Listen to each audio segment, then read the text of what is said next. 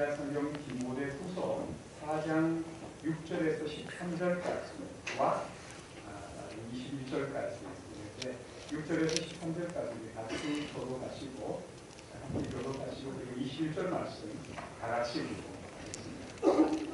6절 말씀 제가 먼저 봉독합니다. 전제와 같이 내가 벌써 부어지고 나의 떠날 시각이 가까웠도다.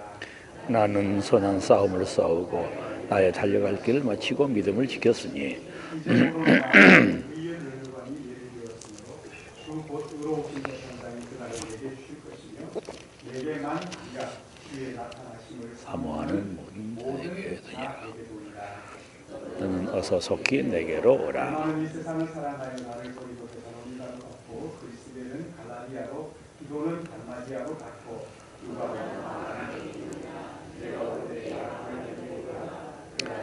내 일에 유익하니라.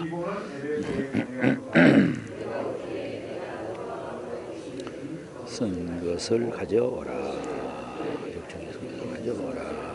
21절 말씀 같이 공부하겠습니다. 같이 봅니다. 시작. 너는 겨울 전에 어서 오라. 부블로와 부대와 리노와 클라우디아와 모든 형제가 다 내게 원하느니라.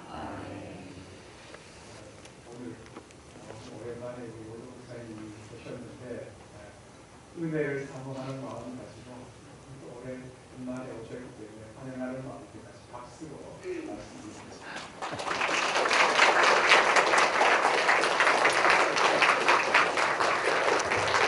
네, 감사합니다. 감사합니다. 네, 오랜만에 뵙죠. 네, 반갑습니다. 반갑습니다.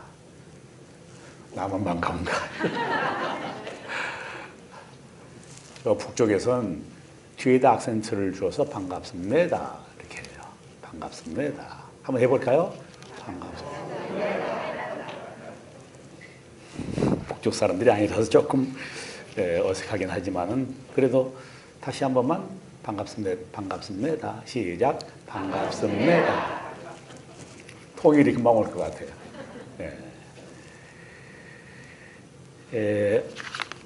얼마 전에 우리 이광일 목사님께서 저한테 이 사진을 저한테 보내주셨어요. 그래서 이 사진을 좀 크게 해가지고 확대해서 한 분 한 분을 얼굴을 봤죠. 굉장히 행복한 그런 얼굴이에요.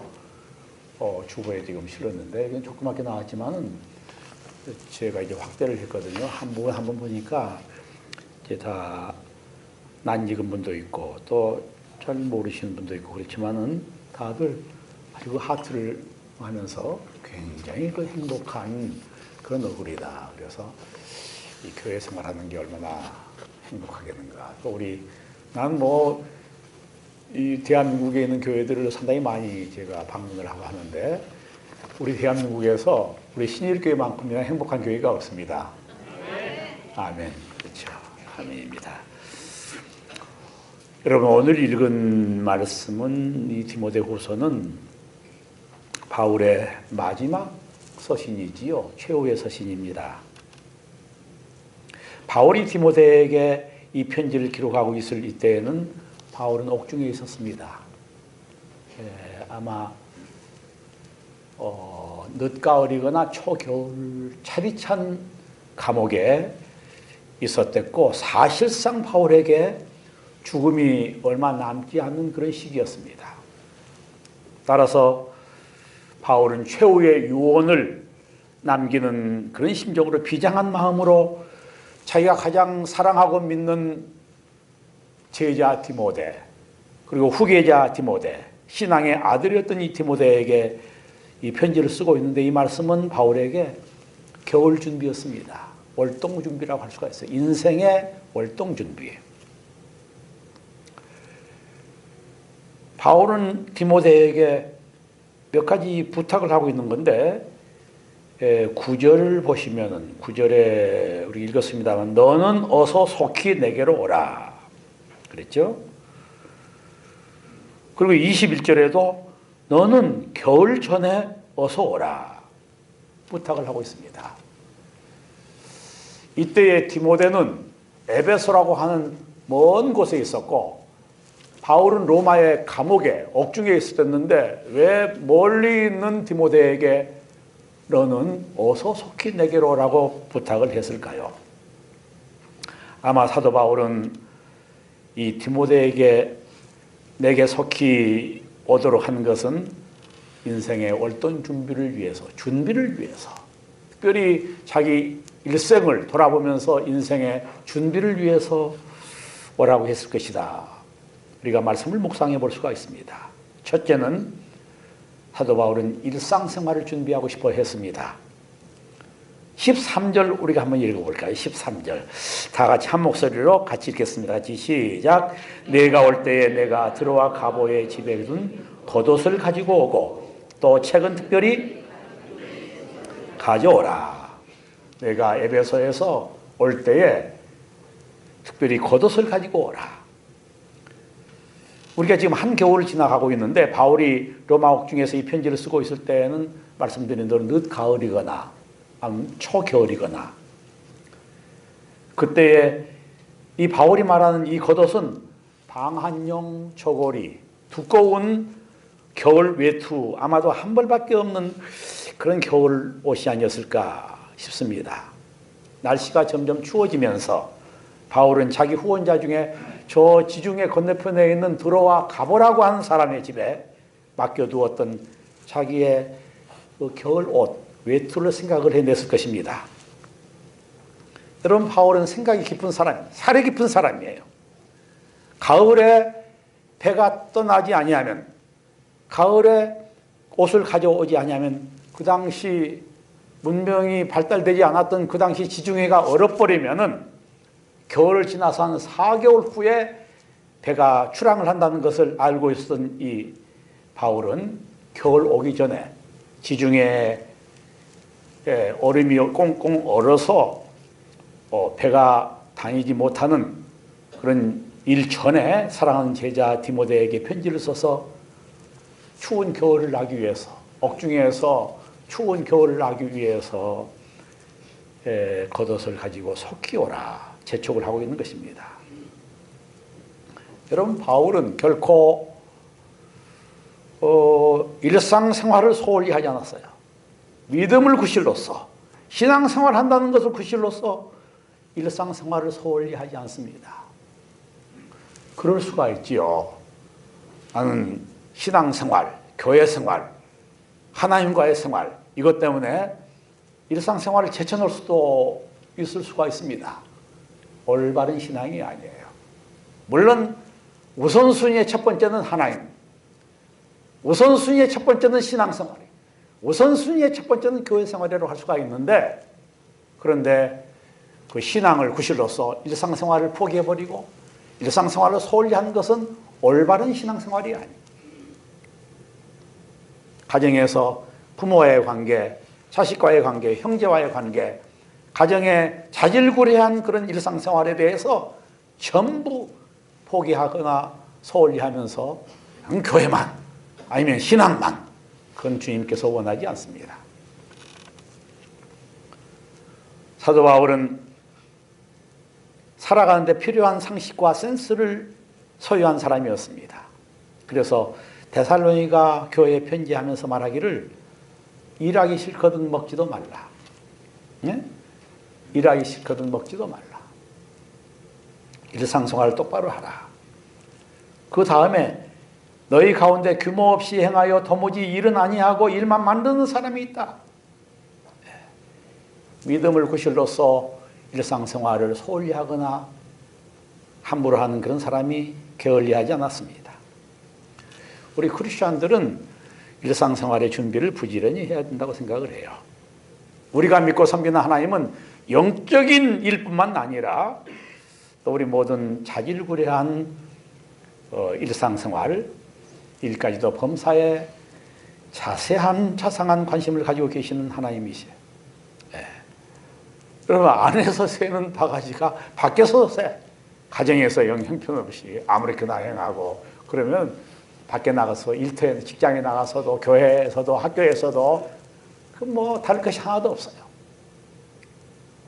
일부 예배 때도 말씀드렸는데 제가 오래전에 우리 이복사장님이 계시는데 이복사장님하고 제가 부교자 금화제일교회에서 섬겼는데 그때 어느 권사님이 맨날 기도원만 하는 거예요. 순복음 기도원, 하늘산 기도원, 무슨 삼각산 기도원, 기도원. 그러니까 집이 엉망이에요. 아들 며느리 다 직장 가버리고 애들을 뭐 어떻게 키우고 집이 엉망이에요. 그래서 제가 물어봤어요. 권사님, 아이들은 누가 기릅니까? 또 집에는 뭐 청소는 누가 하고 생활은 어떻게 합니까? 하나님한테 난 다 맡겨요. 하나님께 맡겨요. 하나님께 그거 안 해주세요. 엉망진창이에요. 올바르지 않습니다. 여러분, 성직이란 무엇인가? 1517년 마르틴 루터가 사제에게서 성경을 뺏어가지고 우리 평신들한테 준 거 하나 하고, 그 다음에 성직이 무엇이냐? 사제도 성직이지만은 넓은 의미에서 모든 교인들이 다 성직이다. 주부, 그게 바로 성직이다. 직장인, 바로 성직이다. 우리가 크리스찬이라고 하면 크리스찬이 하고 있는 모든 일들, 그게 바로 목사와 똑같은, 사제와 똑같은 성직이다. 종교개혁의 그런 의미였어요. 그 당시 신부나 사제나 또 목사만 성직이 아니고 모든 크리스찬들의 하는 일이 바로 성직이라고 선포했습니다. 저는 전적으로 이 말에 동의합니다. 우리가 일터에서, 가정에서, 주부로서, 또 학생은 학교에서 하는 모든 일들도 사명감을 가지고 성직과 똑같이 임해야 합니다.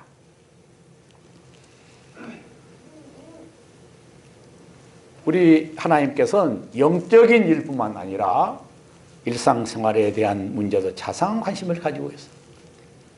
지난 가을에 우리가 월동 준비를 잘하지 못했다고 하면은 이 겨울 춥게 나올 수밖에 없겠죠. 이 겨울 동안에 바르게 준비하지 못하면은 내년 봄에 매미나 배짱이 신세밖에 다를 것이 없겠습니다. 겨울이 가기 전에 잘 부지런히 준비를 해요. 우리 크리스천들에게 하나님께서는 규모 있는 삶을 원하시니까, 질서 있는 삶을 기대하시니까 성경은 이렇게 경고합니다. 잠언 6장에 있는 말씀인데, 게으른 자여 개미에게 가서 그 하는 것을 보고 지혜를 얻으라. 개미는 여름 동안에 예비하여 추수 때에 양식을 모으느니라. 게으른 자여 내가 어느 때까지 눕겠느냐? 어느 때까지 잠이 들겠느냐? 좀 더 자자, 좀 더 졸자, 좀 더 손을 모으고 좀 더 눕자 하면 내 빈궁이 도적같이 오고 내 궁핍이 군사같이 이르리라. 전도서 3장 천하의 범사에 기한이 있고 모든 목적을 이룰 때가 있다. 학생들은 공부할 수 있는, 그러니까 인생의 겨울이 찾아오기 전에 부지런히 열심히 공부를 해야 돼. 우리 개인 일도 마찬가지고 우리 가정 일도 마찬가지, 교회 일도 마찬가지, 이 나라 일도 마찬가지, 민족적인 일도 살 것이 없어요. 인생의 겨울, 나라의 겨울이 올 수가 있어요. 6.25 일제강점기 우리가 바르게 준비하지 않았기 때문에 우리 민족에 이런 아픔이 있어요. 우리 크리스찬들이, 그리고 우리 민족적으로 바르게 준비하지 않으면 이 민족의 월동기가 올는지 몰라요. 저희 선배들, 우리 크리스찬들이 1.2%대예요. 1919년 3월 1일 김이 독립선언서를 할 때 우리 크리스찬들이 1.2%, 전 인구의 1.2%였어요. 그때 가장 힘이 있었다고 그래요. 목사님이 가장 힘이 있었고, 장로님이 가장 힘이 있었고, 교회들이 가장 힘이 있었어요. 죽으면 죽으리라 하고 예수 믿는 거예요. 지금 20%라고 하지 않습니까? 아이고, 얼굴을 못 들겠어요. 어디 가서 예수 믿는다고 하지는 못하겠어요. 힘이 없어요. 왜? 준비하지 않았기 때문에. 그 당시 준비는 밤새도록 말씀을 준비하고, 또 예배당 하나 세워지면 술집이 3개가 없어지고 감옥이 없어집니다. 제가 39이었던가 그 삼각산에 가서 한 1년 동안 한 주에 2번, 3번씩 삼각산 그 아래에서 기도를 했어요. 그때는 이제 우리 목회자들은 소나무를 뽑아야만이 뭐 목회 열심히 할 수 있다. 그래서 이제 밤새도록 철야 기도를 하는 거예요. 그때 그 삼각산 민족재단 사자바위 그 앞에 목회자뿐만 아니라 교인들이 까마득하게 엎드려서 기도하곤 했습니다. 비가 오나 눈이 오나, 비 오면 비닐종이 하나 둘러쓰고 눈이 와도 하나 쓰고서 밤새도록 소나무를 돌면서 붙잡으면서 기도했어요. 제가 한번 좀 기도할 일이 있어서 개성공단과 북에 대한 것들을 기도할 일이 있어서 밤에 한번 갔더니 하나도 없어요. 아무도 없어요. 준비하지 아니한 그런 나라, 준비하지 않은 그런 민족, 민족의 겨울이 올 때에 어떻게 하는지 대책이 없어요. 이제 우리가 새로운 한 해를 맞이하면서 월동의 언덕에 있지요. 우리 일상생활 하나하나를 하나님 앞에서 부끄럼 없이 준비하기 위해서 지금 준비가 필요하고 지금 점검이 필요한 시기입니다. 이제 첫 번째 일상생활을 준비하는 그런 지금 이 시간이 그 시기입니다. 이렇게 제가 설교하면은 이제 제가 설교하지 않고 이제 교인들이 반응하는 거예요. 아멘 그렇게 하는 거예요. 우리 이광일 목사님 부려먹는 방법이 뭔가 하면은 여러분들이 좀 은혜 받으면 아멘 아멘 그렇게 부려먹는 거예요. 그래야 우리 목사님이 설교를 더 열심히 준비해 죽으라고 준비해. 그리고 이제 인사하러 나갈 때 목사님 은혜 받았습니다. 은혜 받았습니다 하고 나가. 그러면 이야 우리 교인들이 은혜 받았다네. 은혜 받기 위해서 은혜 끼치기 위해서 죽으라고 준비하는 거예요. 예. 그래도 아멘이 없어요. 웃으려고 그러는 겁니다. 조금 더 부려먹으려면은 이제 얼마 있으면 설이 오거나 추석이 다거나 그러는데 먹다만 떡 같은 거 이거 목사님한테 갖다 선물해. 정말로 먹다만 거 가져오더라고. 목사님 부려먹는 방법이에요. 아멘 하라니까. 옆구리 찔러서 절 받는 거지. 일상생활을 준비했습니다. 사도 바울. 두 번째는 독서할 준비였습니다. 13절을 다시 한번 보겠어요. 13절 내가 올 때에는 내가 드로아의 가보의 집에 맡겨둔 거 겉옷을 가지고 오고 그 다음 읽읍시다. 그 다음 시작. 또 책은 특별히 가죽종이에 쓴 것을 가져오라. 여기 책은 이 헬라어로 보면 책들 복수로 쓰여져 있는데 사도 바울은 이 기독교 서적을 많이 보았던 것 같아요. 사도 바울이 굉장히 학구적인 사람이었어요. 그래서 책들 많이 보고 그다음에 또 성경을 13권씩이나 가장 많이 쓰신 그런 분이죠. 그런데 바울이 여기 모든 책들 가운데서 특별히 사랑한 책이 있었습니다. 양피지 가죽 종이에 쓴 책. 이건 틀림없이 뭘 말하지요? 성경을 말해요. 예. 바울에게 이 성경은 책 중에 책이었습니다. 하나님의 감동으로 된 것으로 모든 성경은 교훈과 책망과 바르게 함과 의로 교육하기에 유익한, 그래서 하나님의 온전한 사람으로 만드는 이 성경이야말로 사도 바울에게 책 중에 책이었고, 사도 바울이 이 성경을 얼마나 사랑을 했는지, 그래서 그 아들 디모데에게 디모데전서 4장 13절에 있는 말씀입니다. 내가 이럴 때까지 읽는 것과 권하는 것과 가르치는 것에 창념하라 라고 표현합니다. 그리고 바울은 이 가을 동안에 그리고 이 겨울 동안에 성경 말씀을 더 깊이 연구하고 읽을 계획을 세웠던 것입니다. 이 준비예요. 사도 바울의 월동 준비. 저는 이 사실을 생각할 때에 감동이 돼요. 감동이. 숙연한 그런 마음의 감동을 느끼지 않을 수가 없어요. 여러분 바울의 환경을 생각을 해보세요. 지금 감옥에 있죠. 사형 선고를 받아 죽음이 자기 눈앞에 두고 있습니다. 싸늘하게 깊어가는 가을밤 아니면 초겨울날 자기의 마지막 생애 최후를 바라보면서 거룩한 하나님의 말씀 앞으로 나가고 있는 거예요. 그리고 이 말씀을 통해서 하나님을 만날 때 부끄럼 없이 격이 있는 하나님의 사람으로 준비하기 위해서 말씀을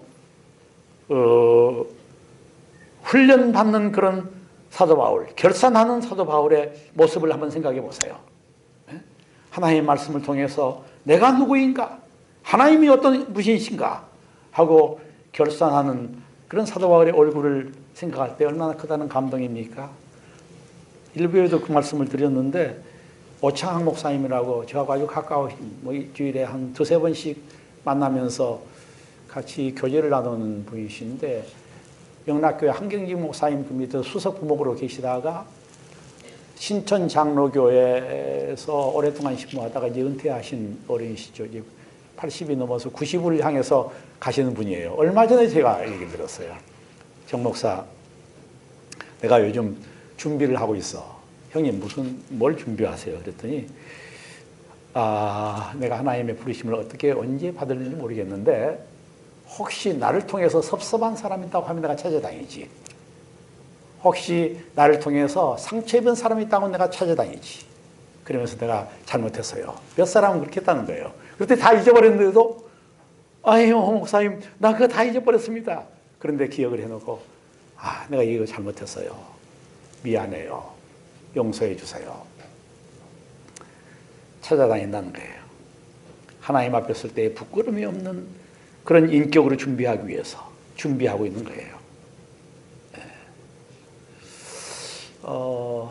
제가 자꾸 사실은 일부 예배는 제가 안 난다고 사양에서 우리 이 목사님한테 나의 뭐 얼굴도 이제 이만큼 주름살이 더 늘어가고 또 머리도 이렇게 더 휘어지고 얼마 전에는 수술했어요. 눈이 이게 눈꺼풀이 이렇게 내려오는 거예요. 그래서 이걸 잘라가지고 이렇게 하는 수술을 했기 때문에 그리고 목소리도 그렇고 그래서 목사님한테 사양을 했더니 목사님 일부 예배 성도들이 내 평생 소원 이것뿐 원로 목사님 얼굴 보는 것입니다. 제가 순종하는 마음으로 일부 예배에도 똑같은 말씀을 드렸는데 알려진 김장한 목사님 제가 이제 교제를 나누게 됐지요. 그런데 그 아들이 김요셉 목사예요. 내가 잘 알지 못해요. 얘기만 많이 들었고 몇 번 인사를 나눴지만은 뭐 교제는 나누지 못했는데 김요셉 목사님의 얘기를 내가 들을 기회가 있었습니다. 수원 원천교회에서 그렇게 심호하시는 분인데 이분이 이제 1년 동안 자기 가족이 독일에 안식년으로 가 있었어요.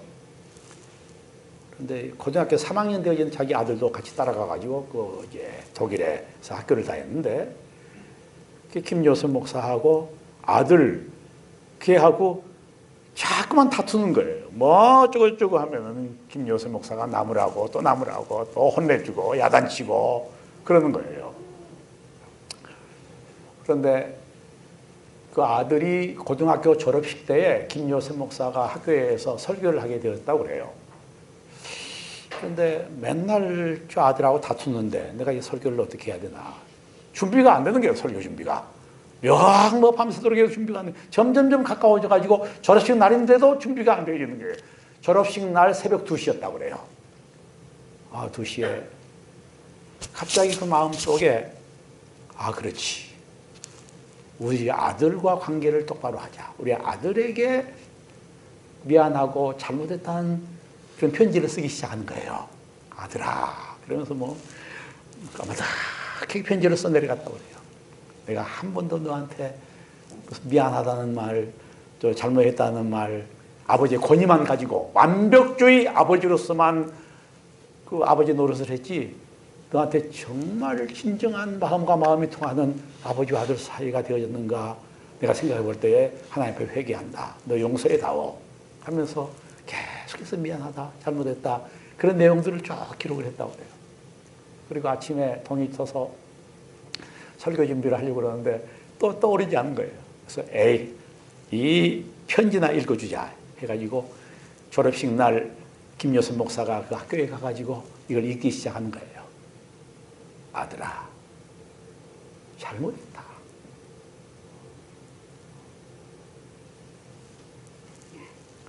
애가 앞에서 막 울기 시작하는 거예요. 다른 학생들이 막 울기 시작하는 거예요. 졸업식이 난데없이 통곡 이상이 됐어요. 그보다도 아버지들, 아버지들이 머리를 파묻고서 막 울기 시작을 하는 거예요. 그러면서 본인이 마지막에 내가 아들에게 인정을 받고 그렇다면 하나님께 어떻게 인정을 받았을까? 내가 마지막에 이렇게 준비를 해야 되지 않겠는가? 그 얘기를 하는데 제 얘기를 하는 것 같아요. 제 얘기를. 감동을 받았습니다. 이 겨울철에 또는 가을철, 겨울철에 여러분 독서의 계획을 세우십시다. 신앙에 도움되어지는 좋은 기독교 서적으로 우리 책꽂이에 채워지면 좋겠죠. 그러나 무엇보다도 성경을 읽으십시다. 성경의 은혜를 받아야 돼. 성경의 은혜는 다른 거 없어요. 우리 목사님께서, 담임 목사님께서 설교하면 그걸 머릿속에 새겨요. 그리고 그대로 행해요. 은혜 받았다 하는 것은 말씀을 그대로 행하기 전까지는 은혜 받았다고 하지를 말아요. 아니야. 말씀을 통해서 내가 감동을 받고 그럴 수가 있죠. 거기서 끝나면 그 은혜가 아니에요. 그 말씀이 내 삶으로 나타나기 전까지는 그걸 은혜라고 생각하면 안 돼요. 설교를 통해서 또 은혜를 받고 그대로 살기로 결심하고 살고 이렇게 하는 것이 우리가 준비를 하는 것이죠. 이 성경을 통해서 영혼을 준비하고 성경을 얻은 지혜로 영혼을 주고 주님께 나아간 지식을 얻고 누군가 말하기를 성경은 영혼을 향한 투자라고 그랬어요. 그렇습니다. 천지가 없어지겠으나 하나님의 말씀은 없어지지 아니하리라. 이 말씀이야말로 영원토록 주님과 더불어 교제하며 영광스러운 주님과 만남을 갖기 때문에 필요한 지식이죠. 죽음을 앞에 두고 성경을 열어서 이 말씀 앞에 삶을 준비했던 바울, 그에게서 우리는 인생의 월등 준비를 해야 되겠지. 아직도 우리의 삶의 길이가 남아있을 때에 이 말씀을 통해서 나의 삶의 품격이, 격조가 높아지도록 거룩한 독서의 계획을 세워야 되겠어요. 구창은 장로 제 친구인데, 어려서부터 이제 친구인데 어느 날 한밤중에 전화가 왔어요. 막 울어요. 울면서 정 목사 나한테 좀 오라고. 그래서 그 아버지 구광영 아버님이거든요. 그분이 이제 아프셨으니까 그분이 돌아가신 줄 알았어요. 그래서 아버지 돌아가신다. 자꾸 오라. 그러는 영부고 구창은 그 친구 장로 갔죠. 갔더니 그냥 눈에 눈물이 그랑그랑 하면서 들어라. 그게 이북랭이거든요. 들어라. 그래서 갔더니 성경을 열어놓고 성경을 펴놓고 야, 정 목사, 내가 성경 읽다가 얼마나 감동이 되었는지. 정 목사, 너야말로 나하고 공감할 수 있을 것 같아서 너한테 이걸 얘기하고 싶어서 오라고 그랬다는 거예요. 그 얘기를 내가 듣는 순간에 얼마나 샘이 나든지 거룩한 뭐 질투라고 할까? 얼마나 샘이 나는지 몰라요. 저는 성경을 읽다가 막 울면서 불면서 성경을 읽다가 이 목사 나한테 좀 와, 나한테 이거 좀 나 얘기 좀 하게.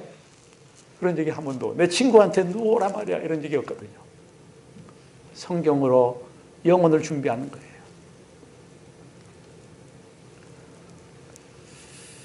거예요. 사도 바울은 일상생활을 준비했습니다. 그 다음에 하나님의 말씀을 통해서 영혼을 준비합니다. 마지막이 사도 바울의 월동 준비는 자신의 죽음을 준비했습니다. 6절을 우리가 한번 읽으십시다. 6절 다 함께 한 목소리로 같이 읽으실까요? 같이 시작. 전제와 같이 내가 벌써 부어지고 나의 떠날 시각이 가까웠도다. 그렇죠. 이제 사도 바울이 천명의 죽음의 순간이 자기를 향해서 서서히 다가오는 것을 보고 있었습니다. 실제로 이 디모데후서를 기록한 얼마 후에 사도 바울이 그 순교, 로마에서 순교하고 자기의 생을 주님 앞에 바쳐진 것입니다. 제단에 바쳐진 제물처럼 거기서 불이 타며 제물이 되고 하나님 앞에 완전히 바쳐지는 것처럼 내가 부음이 되어지고 부고장, 부고장을 받고 떠나갈 기약이 가까웠다. 여기 최후까지 사명을 완수하려고 했던 사도 바울의 결의를 볼 수가 있어요. 준비가 되어 있었습니다. 죽음에 대한 준비. 자기를 향해서 찾아오는 죽음의 그림자를 보면서 말합니다. 선한 싸움을 싸우고 나의 달려갈 길을 마치고 믿음을 지켰으니 이제 후는 나를 위하여 의의 멸류관이 예비되었다. 나뿐만 아니라 주님을 사모하는 모든 자에게 의의 멸류관이 되어 있다. 죽음이 자기 문을 향해서 찾아올 때에 주님 앞에 들어갈 수 있는 영광스러운 준비가 되어 있었습니다. 나의 죄를 용서하신 주님, 나를 구원하신 주님, 나를 맞이하기 위해서 천국에서 기다리신 그 주님, 나를 향해서 멸관을 예비하신 그 주님, 내가 이 영광스러운 그 주님을 만나러 간다. 내가 아버지 앞에 거룩한 낙원에 들어간다. 이렇게 고백하며 최후의 심상에서 마음 편하게 눈을 감을 수 있는 그런 크리스찬이 얼마나 행복합니까? 행복해. 홍은동 시절에 그 조봉래 집사님 여러분들 혹시 기억하는 사람이 있을런지 모르겠어요. 그 집 주차장에서 우리가 1년 동안 살았댔죠. 사택이 마련되지 않아서 그랬는데 그 사위 딸의 집에 얹혀 살았댔는데 이 장모를 교회 나가지 못하더라고요. 왜냐면 그 집이 부자였으니까 그 조봉래 집사님 집이 그 근처에서는 제일 부자 중에 하나였어요. 제일 부자였어요. 그러니까 장모가 교회에다 돈 갖다 줄까봐 그 사위하고 딸은 교회를 나오지 못하도록 했는데 코암에 걸리지 않습니까? 코암 걸려서 우리 신방대원들이 가서 예배를 드리다가 냄새가 썩어 들어가니까 냄새가 나서 점점점 그 옆에서 예배 드리다가 나중에는 뒤에서 드리다가 또 점점점 썩어 들어갈 때에는 멀리서 예배를 드리기도 했었는데 그 자기 딸이 세브란스 병원에 그 라이드를 해줬는데 나중에 그 딸도 하기가 어려운 지경에서 내가 했습니다. 내가 내 차에다 코 비틀어 썩어 비틀어져가 난 그 조봉래 집사님을 세브란스에다 데려갔다 오면은 차에서 냄새가 한 사흘 동안 없어지지 않아요. 그런 분이었었는데 내가 딸하고 사연도 말했지요. 집사님이 어떤 일이 있으면 언제든지 저한테 연락을 주세요. 아니나 다를까 한밤중이었는데 연락이 왔어요. 내려갔더니 바로 옆에 약국이었는데 약국 약사가 들러앉고 또 그 조봉래 집사님의 오빠가 장로님 그리고 사위 딸 자녀들 있어가지고 약사가 말하기를 돌아가셨으니까 빨리 소음을 틀어막아야 된다는 거예요. 오간 귀에다도 입에다 코에다도 다 틀어막아야 된다는 거예요. 저는 그때 그 목회 초기였기 때문에 잘 몰랐죠. 손을 만져봤더니 안 돌아가셨어요. 돌아가셔도 온기가 한 몇 시간 동안 있다는 거예요.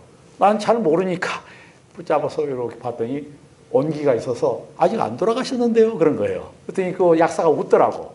약사가 웃어. 이 목사가 젊은 목사가 아무것도 모르고 말이야. 돌아가신 거라도 안 돌아갔다고 고집부리네. 그래서 내가 또 고집을 했어요. 이거 따뜻하지 않아요. 안 돌아가셨어요. 숨도 가시고 아무것도 안 하고 그랬는데. 그럼 우리가 임종 예배를 드립시다. 하고 이제 잠깐 나는 부활이요 생명이니 나를 믿는 자는 죽어도 살겠고 성경 한 절하고 기도하고 지금 주기도문으로 예배를 딱 마쳤는데 딱 마치자마자 잊지를 못하겠어. 숨을 하시더니 내쉬세요. 3번 해요. 3번. 숨을 쉬고 내쉬고 들숨 날숨 3번 하더니 위에 있는 이빨과 아래 이빨이 딸깍 그래서 모두들 얼마나 놀랐는지 목사님 오시기 기다리고 있었습니다. 제일 놀란 사람이 저예요. 야 젊은 목사야 목회 초기에 벌써 이렇게 보여주려고 그랬나. 그런데 준비를 하고 있었던 것 같아요. 죽음에 대한 준비. 이 죽음으로써 자기 사위 딸을 구원할 그런 준비를 하고 있었어요. 영생을 준비가 있었던 것을 잊을 수가 없어요. 여러분, 그리스도 없는 사람의 죽음이 얼마나 쓸쓸합니까? 얼마나 고독합니까? 네. 주님 없는 죽음 얼마나 적막합니까? 사도 바울의 죽음은 쓸쓸하고 고독한 준비가 아니었습니다. 죽음 건너편 맞닿아 있는 곳에 저 천국의 빛을 보고 있었습니다. 거기서 바울을 기다리고 있는 우리 주님, 선한 싸움을 싸우고 달려갈 길을 마치고 믿음을 지킨 바울을 향해서 면류관을 가지고 차렸다 착하고 충성된 종아 기다리시는 주님을 바라보고 있었습니다. 이제 우리가 여기까지가 이제 우리가 이 땅에서 해야 될 일이에요. 여기서 착하고 충성된 종들이 마음 놓고 하나님을 만날 수 있는 그런 일이지요. 뛰어난 신앙인 탁월한 문필가가 있었습니다. 항상 웃고 있었어요. 모든 사람들이 그 마음에서 넘쳐나는 기쁨을 볼 수가 있었는데 그것을 천국의 미소라고 그랬어요. 천국의 미소, 천국의 빛이다. 행복을 묻는 사람들에게 이 사람은 말했습니다. 천국에 대한 소망 때문이야. 제가 이 사진을 보면서 굉장히 행복하게 보이더라고. 한 분 한 분이 이거 뭡니까? 그 하트를 그리면서 활짝 웃고 있는 모습이 얼마나 행복한지. 천국의 빛이야. 예. 이 사람이 임종을 맞이하면서 환한 얼굴로 말했습니다. 지금이야말로 난 행복한 여행을 떠나는 그런 순간이다. 잠시 후에 내게 영광의 부활이 있을 것이고 나고는 나의 안식처가 될 것이다. 그가 시를 썼어요. 천국의 새벽이라고 하는 시인데 우리에게 영감의 원천이 되어지는 그런 시입니다. 천국의 모래들이, 시간의 모래들이 가라앉으면 천국의 여명이 밝아오도다. 한숨으로 가득 찼던 무더운 여름, 이 여름이 가고 어둡고 외로운 짧은 밤이 지나면 광명한 아침이 내 손을 흔들어 깨우네. 오, 영광의 임마누엘 당신의 땅, 나는 이제 본향을 찾았네. 저 사도 바울의 그 영혼을 향한 준비, 일상생활을 준비하고 성경을 열어서 하나님을 맞이하고 또 영생 죽음을 준비한 이 사도 바울을 생각할 때마다 가슴 저려오는 그런 이야기가 생각나지 않을 수가 없어요. 이야기는 천국을 향한 성도들의 신앙을 환기시켜주는 그런 이야기입니다. 여러분들이 여러 차례 얘기를 들은 줄 압니다만 다시 한번 이 실제 트루 스토리라고 오래전에 아프리카에서 일하는 어느 선교사님이 여러 해 동안 최선의 열정을 쏟았음에도 불구하고 많은 열매를 거두지 못하고 있었을 그럴 때였습니다. 어느 날 첫째 아들이 열병에 걸려서 죽게 되어지고 둘째 아들도 똑같은 열병에 걸려 시름시름 앓다가 세상을 떠나갔습니다. 선교하러 갔다가 선교사의 두 아들 다 세상을 떠나가 버리니 선교사의 비감한 마음을 우리가 이해할 수가 있겠습니다. 잠시 후에 충격을 받은 그 부인이, 사모님이 또다시 좀 정신적으로 이상해져서 이 땅을 떠나갔습니다. 한꺼번에 큰아들, 둘째 아들, 사모님까지, 부인까지 다 잃어버리는 그 슬픔을, 그 비참한 심정을 어떻게 뭐하고 표현할 수가 있겠습니까? 관두겠다. 선교 포기하겠다. 이놈의 선교가, 이놈의 목회가 나한테 무엇을 줬단 말인가? 하나님께서 왜 나에게 이런 시련을 주시는 것인가? 네? 마침내 선교를 포기하고 자기의 고향인 미국으로 돌아옵니다. 그런데 고향에 돌아오던 그 배, 공교롭게도 휴가를 얻어서 아프리카 사냥을 가지고 갔다 돌아오는 미국 대통령이 거기 타고 있었다고 그래요. 드디어 항구에 이 배가 도착을 하게 되어졌을 때에 아이고 빵빠레, 군악대들이 막 빵빠레를 울리고 예포 소리와 함께 대통령을 맞이하기 위해서 수많은 인파들이 이 항구에 모여들었습니다. 대통령이 배에서 내려올 때 붉은 카페트가 쫙 깔린 거예요. 사람들이 대통령을 맞이합니다. 대통령이 지나가자 주단도 카페트도 다 거쳐버리고 그리고 군악대도 다 사라져버리고 그리고 인파들도 다 흩어져 버리고 말았습니다. 그 위에 선교사가 홀로 고독하게 내려옵니다. 사냥을 갔다 오는 대통령도 저렇게 많은 사람들이 환영을 하는데 큰아들, 둘째 아들 부위마저 잊어버리고 선교를 갔다 돌아온 나에게 맞이하는 사람이 하나도 없구나. 그런 생각으로 고독감, 좌절감, 실패감, 서러움, 이게 뒤범벅이 되어져서 정신없이 그 샌프란시스코 거리 항구를 걷고 있었다고 그랬잖아요. 그때 해지는 저 서편에서 예수님의 형상이 나타나더니 음성이 들려왔습니다. 아들아, 넌 아직 고향에 돌아오지 않았다. 네가 고향에 돌아온 그날 군악대의 나팔 소리가 문제가 아니야. 천군 천사의 음악 소리와 함께 내가 친히 너를 맞아주겠다. 붉은 카페트가 문제가 아니야. 황금 보석 유리길로 내가 친히 너를 맞아주겠다. 24장로와 앞서간 모든 성도들과 함께 인파가 문제가 아니야. 내가 너를 친히 맞아주겠다. 선교사가 돌아갔다고 그래요.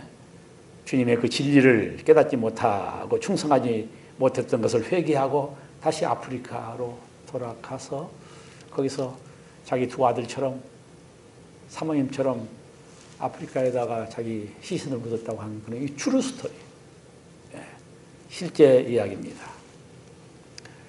물론 우리가 이 땅에서 하나님께 충성하고 예수 그리스도를 구주와 주님으로 믿고 열심히 신앙생활 잘하고 교회생활을 바르게 하고 충성할 때에 하나님께서 이 땅에서도 찾아 손손 복을 주시지만은 그러나 이 땅이 전부가 아니에요. 이 땅이 영원하지 않아요. 모르겠어요. 언제 주님께서 부르심을 받을는지. 영혼을 향한 투자를 해야 되지 않겠어요?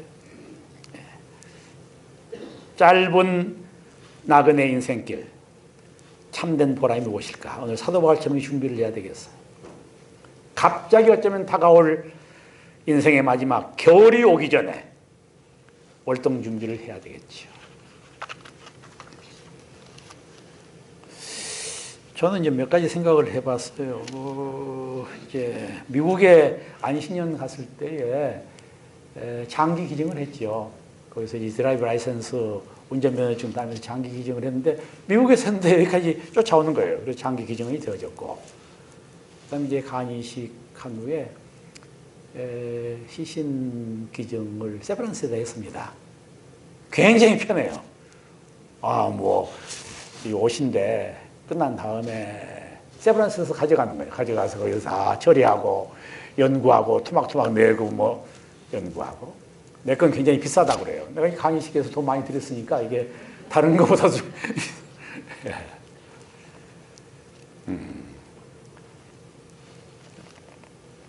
우리가 말씀드린 대로 교회 생활 바르게 하고 또 신앙생활 바르게 하고 또 충성을 하고 그럴 때 하나님께서 놀라운 저 하나님 나라의 은혜를 축복을 의의 면류관을 주실 걸 여기를 바라보면서 해야 될 거예요. 이 땅에서 내놓으라 하는 거 그거 부질 없어요. 얼마 가지를 못해. 기도하겠습니다. 하나님 아버지, 오늘 이 사도 바울이 자기 인생을 준비했던 그 월동 준비가 저희들의 준비가 되겠습니다.